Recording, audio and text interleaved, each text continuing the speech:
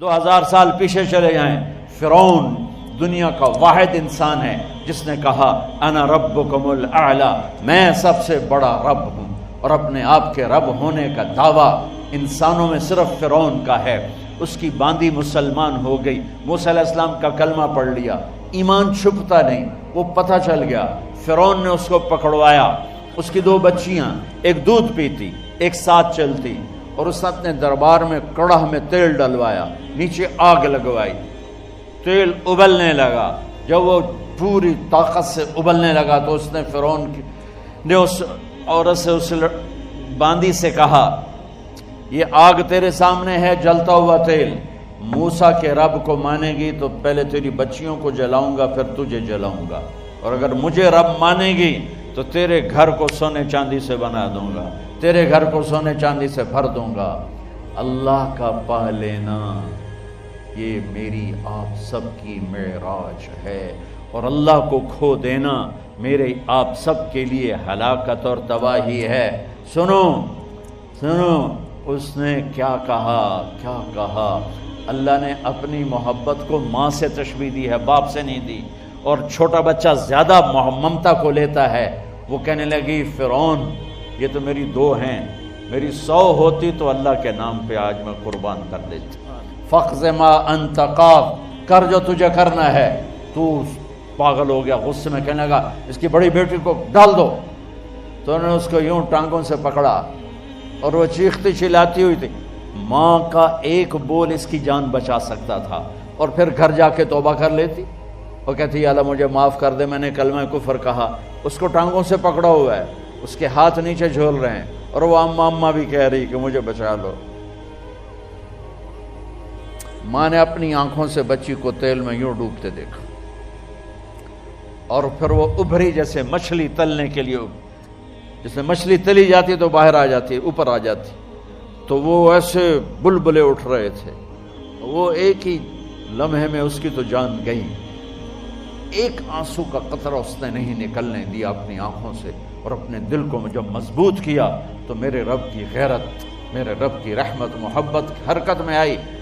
اللہ نے ماں کی آنکھوں سے پردہ ہٹا دیا، اور ماں نے اپنی بیٹی کی روح کو نکلتے دیکھا،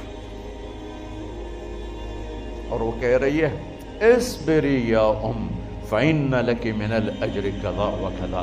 ماں جی ڈرنا نہیں، صبر کرو، جنت تیار ہے، جنت تیار ہے۔ اور معصوم بچی کو تو پتہ بھی نہیں تھا کہ کیا ہونے والا ہے، اس کو پکڑ کے یوں ڈالا، اس کی تو آہ بھی نہ نکلی، اور وہ مچھلی کی طرح تلی گئی۔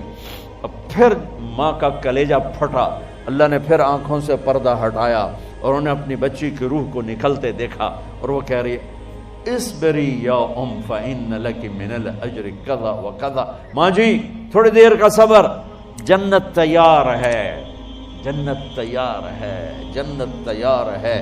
اللہ کو پایا سب کچھ پایا، اللہ کو کھو دیا سب کچھ کھو دیا۔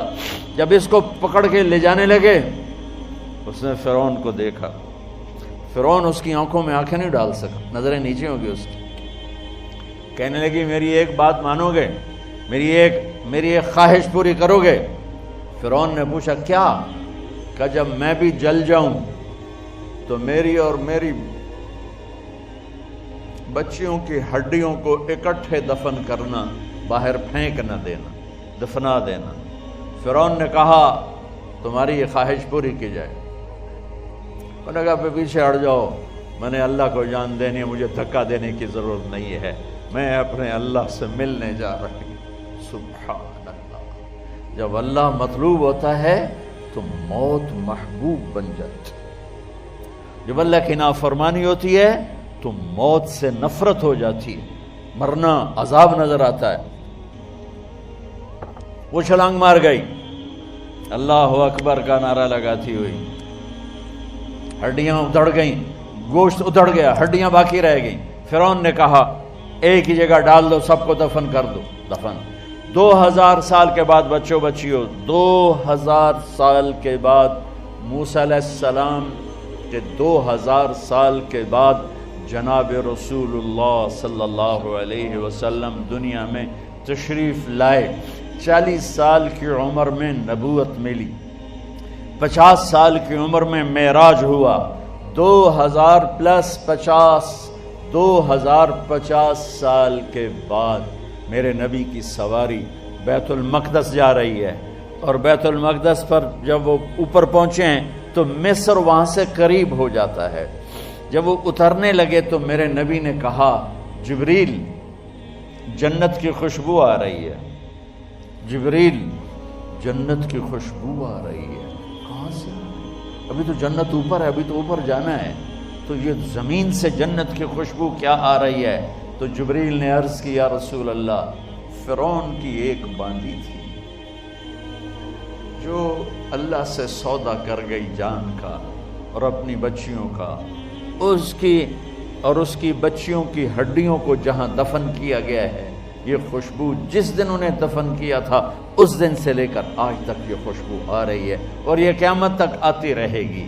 اللہ اپنے نام پہ قربان ہونے والوں کی یوں قیمت لگاتا ہے، پہلے اپنی منزل طے کرو، پہلے اپنی منزل طے کرو، پہلے اپنی منزل طے کرو کہ مجھے اپنی زندگی کی سے لینا کیا ہے، مجھے اللہ کو پانا ہے، مجھے اللہ کو پانا ہے۔